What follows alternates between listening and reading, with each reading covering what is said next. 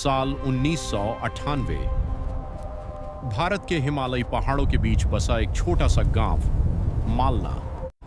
यह गांव इतना दूर था कि वहां तक पहुंचने के लिए लोगों को 3 दिन तक पैदल चलना पड़ता था। लेकिन इस गांव के बारे में एक ऐसी बात मशहूर थी जिसे सुनकर लोग डर जाते थे। कहा जाता था कि हर साल सर्दियों की एक रात गांव से एक इंसान अचानक गायब हो जाता था।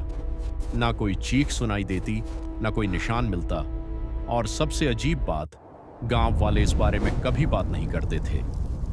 एक युवा डॉक्यूमेंट्री फिल्म मेकर आर्यन ने इस रहस्य को दुनिया के सामने लाने का फैसला किया। उसने अपना कैमरा उठाया और निकल पड़ा हिमालय की तरफ। 3 दिन की कठिन यात्रा के बाद वह आखिरकार उस गांव तक पहुंच गया। गांव बर्फ से ढका हुआ था, चारों तरफ सन्नाटा था, लोग उसे अजीब नजरों से देख रहे थे। आर्यन ने गांव के मुखिया से पूछा, क्या यह सच है कि यहां लोग गायब हो जाते हैं? मुखिया कुछ देर चुप रहा, फिर धीरे से बोला, कुछ सवालों के जवाब नहीं खोजने चाहिए।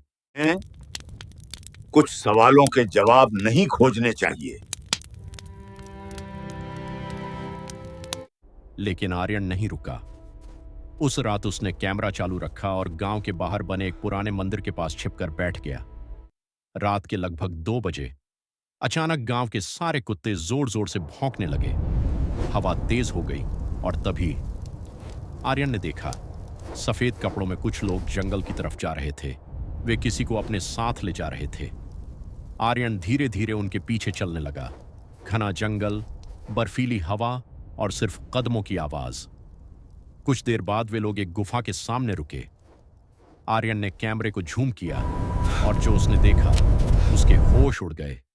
गांव वाले एक बूढ़े आदमी को गुफा के अंदर छोड़ रहे थे, लेकिन क्यों? तभी मुखिया की आवाज आई, यह गांव की परंपरा है। आर्यन डर गया। कौन सी परंपरा? मुखिया बोला, सैकड़ों साल पहले इस गांव में भयंकर बर्फीला तूफान आया था।